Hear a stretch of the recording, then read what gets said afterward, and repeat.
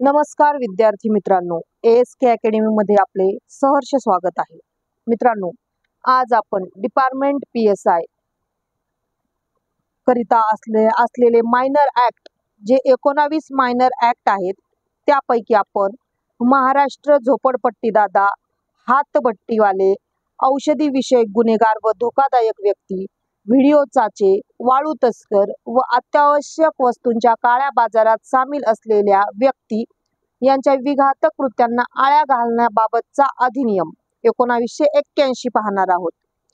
तर त्यामध्ये त्यांना ह्या ऍक्टला आपण शॉर्टकट मध्ये MPDA ऍक्ट असे म्हणतो। तर MPDA म्हणजे काय? Maharashtra prevention of dangerous activities of slum lords, bootleggers and drug offenders act 1981, त्याला आपण शॉर्टकट मध्ये MPDA ऍक्ट 1981 असे म्हणतो। तर मित्रांनो, हा कायदा आपल्याला दोन प्रश्नांसाठी म्हणजे 4 गुणांसाठी आहे। 2 प्रश्न 4 गुण। तर MPDA ऍक्टचा उद्देश काय होता? हा कायदा करण्यामागचा उद्देश काय होता? तर झोपडपट्टी दादा, औषधी द्रव्य विषयक गुन्हेगार, हातभट्टीवाले यांच्या विघातक कृत्यांना आळा घालणे। झोपडपट्टी दादा, औषधी विषयक गुन्हेगार, हातभट्टीवाले यावरील ज्या 7 व्यक्ती आहेत या व्यक्तींच्या प्रतिबंधक स्थानबद्धतेविषयीची तरतूद करण्यात आलेली आहे। या कायद्याची अंमलबजावणी 11 जून 1981 ला झाली। तर आपल्याला या ऍक्टचे फक्त आणि फक्त 4 कलम आहेत। फक्त 4 कलम डिपार्टमेंट PSI साठी अभ्यासाला आहेत। तर त्याच्यामध्ये कलम 2 त्या व्याख्या आहेत। तर कलम 2A सार्वजनिक सुव्यवस्थेत बाधक ठरेल अशा प्रकारचे कोणतेही कृत्य, त्यामध्ये झोपडपट्टी दादा, हातभट्टीवाले, औषधी विषयक गुन्हेगार, धोकादायक व्यक्ती, वाळू तस्कर, अत्यावश्यक वस्तूंच्या काळा बाजारात सामील असलेल्या व्यक्तींच्या बाबतीत, व्हिडिओ चाचे, म्हणजे त्यांना आपण पायरेट म्हणतो, यांच्या बाबतीत ज्यामुळे सार्वजनिक सुव्यवस्थेत बाधा पोहोचेल किंवा तसा संभव असेल असे यावरील सर्व व्यक्ती काम करीत असतील किंवा करण्याची तयारी करीत असतील तर अशा कृत्यांपैकी कोणतेही कृत्य त्यांचे तर ते सार्वजनिक सुव्यवस्थेत बाधा पोहोचेल असे कृत्य म्हटले जाईल। त्याचं स्पष्टीकरण, आता या कृत्यांमुळे प्रत्यक्ष आणि अप्रत्यक्ष सर्वसाधारण जनतेची हानी होत असेल, जनतेला धोका निर्माण होत असेल, जनतेत असुरक्षिततेची भावना निर्माण होत असेल, जनतेच्या जीविताला आणि आरोग्याला गंभीर किंवा विस्तृत प्रमाणात धोका निर्माण होत असेल, याच्या परिणामी अत्यावश्यक वस्तूंच्या पुरवठ्यात टंचाई निर्माण होत असेल, अत्यावश्यक वस्तूंच्या किमतीत वाढ होत असेल, थोडक्यात महागाई वाढत असेल, तसेच अत्यावश्यक वस्तूंच्या काळा बाजार केल्याने सार्वजनिक सुरक्षा व शांतता धोक्यात येत असेल, समाजाच्या दैनंदिन जीवनात अडथळा निर्माण होत असेल, तर सार्वजनिक सुरक्षिततेला बाधा पोहोचली आहे व तसा संभव आहे असं समजण्यात येईल।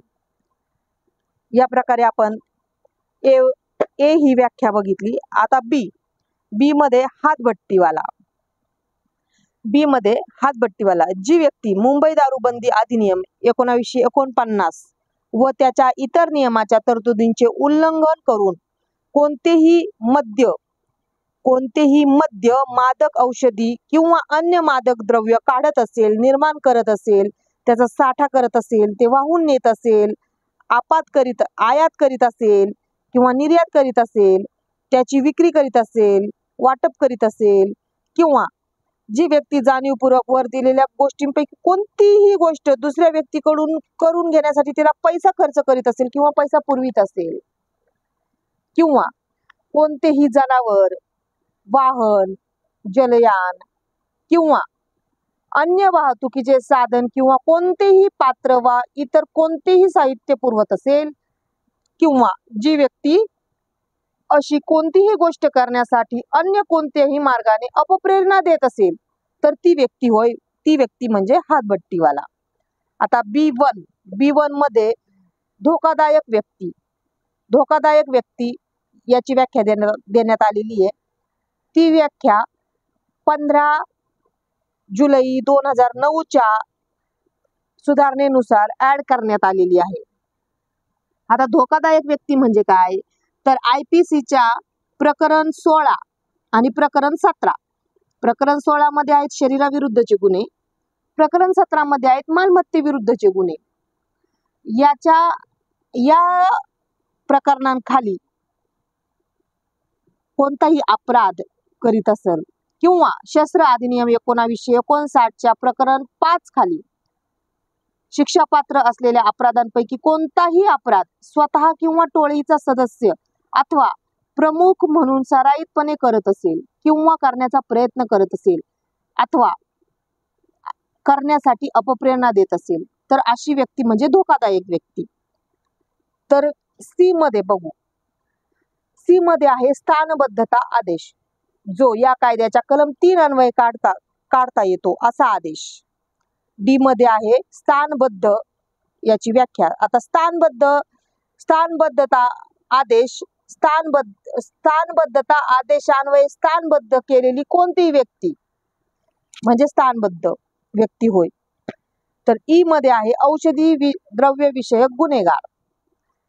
आता औषधी द्रव्य विषयक गुन्हेगार म्हणजे काय, तर जी व्यक्ती औषधी द्रव्य व सौंदर्य प्रसाधने अधिनियम 1940 किंवा घातक औषधी द्रव्य अधिनियम 1930 यांच्या कोणत्याही तरतुदींचे किंवा आदेशाचे उल्लंघन करून कोणतेही औषधी द्रव्य निर्माण करीत असेल, त्याचा साठा करीत असेल, आयात करीत असेल, निर्यात करीत असेल, विक्री करीत असेल किंवा एखाद्या वनस्पतीची लागवड करीत असेल, तसे कृत्य दुसऱ्या कोणत्याही व्यक्तीमार्फत करून घेण्यासाठी त्याला पैसा खर्च करीत असेल किंवा पैसा पुरवित असेल, दुसऱ्या कोणत्याही व्यक्तीला असे कृत्य करण्यासाठी अपप्रेरणा देत असेल, तर ती व्यक्ती आपण औषधी द्रव्य विषयक गुन्हेगार आहे असे म्हणू शकतो. आता E1 मध्ये दिलेली व्याख्या अत्यावश्यक वस्तूंच्या काळ्या बाजारात सामील असलेली व्यक्ती. याचा अर्थ समाजात अत्यावश्यक वस्तूंचा पुरवठा करण्यास कोणत्याही रीतीने बाधक होईल असे कृत्य करणारी व्यक्ती. E2 मध्ये काय दिलेलं आहे, वाळू तस्कर. तर वाळू तस्कर ही व्याख्या आपल्याला 1 डिसेंबर 2015च्या सुधारणेनुसार ऍड करण्यात आलेली आहे या गुन्ह्यामध्ये. तर वाळू तस्कर म्हणजे अशी व्यक्ती जी वाळूचे अनधिकृत उत्खनन करण्यात, काढण्यात, गोळा करण्यात, प्रतिस्थापन करण्यात, उचलण्यात किंवा विल्हेवाट लावण्यात किंवा तिची वाहतूक, साठवण, विक्री करण्यात व्यक्तिशः किंवा व्यक्तीच्या गटाचा एक भाग म्हणून सामील असेल किंवा खाणी व खनिजे अधिनियम 1957 किंवा महाराष्ट्र गौण खनिजांचे उत्खनन नियम 2013 नुसार शिक्षापात्र असलेल्या वाळूच्या बाबतीतील अपराध करते किंवा करण्याचा प्रयत्न करते किंवा त्याला अपप्रेरणा देते अशी व्यक्ती म्हणजे मित्रांनो वाळू तस्कर. आता F मध्ये दिलेली आहे झोपडपट्टी दादाची व्याख्या. झोपडपट्टी दादा मित्रांनो ही खूप IMP व्याख्या आहे. इथून माग ती PYQ म्हणून आहे, इथून माग आयोगाने तिला विचारलेलं आहे, तर त्यामुळे ती अवश्य लक्षात ठेवा. झोपडपट्टी दादा. झोपडपट्टी दादा म्हणजे काय, अशी व्यक्ती जी बेकायदेशीरपणे कोणत्याही शासकीय मालकीच्या, स्थानिक प्राधिकरणाच्या किंवा एखाद्या व्यक्तीच्या खाजगी मालकीच्या जमिनीचा ताबा घेते, अशा जमिनीत प्रवेश करते, त्या जमिनीच्या संबंधात भाडेदारीचा किंवा संपत्ती व परवानगीचा करार किंवा अन्य कोणताही करार करते. जी व्यक्ती विकण्याच्या व भाड्याने देण्याच्या उद्देशाने त्या जमिनीवर अनधिकृत बांधकाम करते किंवा अशा जमिनी कोणत्याही व्यक्तीला भाड्याने देणे किंवा संमती किंवा परवानगी तत्वावर बांधकामासाठी देणे, किंवा त्यावरील अनधिकृत बांधकामाचा वापर, त्याचा भोगवाटा करणे किंवा जी व्यक्ती अशा जमिनीचा बेकायदेशीर ताबा घेण्याकरता किंवा ज्या जमिनीवर अनधिकृत बांधकाम करण्याकरता दुसऱ्या कोणत्याही व्यक्तीला जाणीवपूर्वक पैशाची मदत करते किंवा जी व्यक्ती अशा जमिनीवर राहणाऱ्या रहिवाशांकडून भाडे भरपाई म्हणून किंवा इतर रकमात धाकदपटशाने वसूल करते किंवा त्याकरता कोणत्याही कायदेशीर मार्गाचा अवलंब न करता तेथील भोगवटादारांना बळजबरीने हिसकावून लावते किंवा वर दिलेल्या कृत्यांना अपप्रेरणा देते अशी व्यक्ती होय. आता F1 मध्ये व्हिडिओ पायरेट म्हणजे व्हिडिओ चाचा आपण म्हणतो. तर ही व्याख्या मित्रांनो 15 जुलै 2009च्या सुधारणेनुसार ऍड करण्यात आलेली आहे. ज्या व्यक्तीविरुद्ध कॉपीराईट अधिनियम 1957 नुसार चलचित्रपट किंवा आवाजाचे ध्वनिमुद्रण यांच्याविषयी कॉपीराईटचा भंग करण्याच्या संबंधात किमान एक तरी दोषारोप यापूर्वी दाखल करण्यात आले आहे आणि न्यायालयाने अशा अपराधाची दखल घेतलेली आहे मित्रांनो. म्हणजे त्या व्यक्तीला आपण व्हिडिओ पायरेट चाचा असे म्हणू शकतो. जी व्यक्ती चलचित्रपट, आवाजाचे ध्वनिमुद्रण किंवा चित्रपट किंवा आवाजाचे ध्वनिमुद्रण यांच्याशी संलग्न साऊंड ट्रॅकचा भाग या बाबतीत कॉपीराईटचा भंग करणारा कोणताही अपराध करील किंवा तसा प्रयत्न करील किंवा त्यासाठी अपप्रेरणा देईल अशी व्यक्ती शिक्षेस पात्र राहील. आता जी मध्ये मित्रांनो आहे अनधिकृत बांधकाम. म्हणजे महानगरपालिकेच्या क्षेत्रात महानगरपालिका आयुक्त, इतर क्षेत्रात जिल्हाधिकाऱ्यांची स्पष्ट लेखी परवानगी न घेता किंवा संबंधित क्षेत्रामध्ये त्यावेळी अंमलात असलेल्या कोणत्याही कायद्यानुसार असेल त्या व्यतिरिक्त केलेले कोणतेही बांधकाम. म्हणजे अनधिकृत बांधकाम म्हणजे काय मित्रांनो? परवानगी न घेता केलेले बांधकाम. तर मित्रांनो ह्या सगळ्या व्याख्या होत्या. ह्या व्याख्याच महत्वाच्या होत्या. इथून पुढचे 3 कलम हे खूप छोटे आहेत आणि पॉइंटशीर मुद्देशीर आहेत. आपल्याला व्याख्या कलम 2च्या व्याख्याच खूप साऱ्या होत्या. त्या व्याख्या आपण बघितल्या आहेत आणि त्या समजून घेतल्या तरच पुढचं कलम कळणार आहेत. मला आशा आहे की तुम्हाला हे सगळे समजले असेल. आता आपण इथून पुढचे कलम पाहू. आता कलम 3 विवक्षित व्यक्तींना स्थानबद्ध करण्याचे आदेश देण्याचा अधिकार.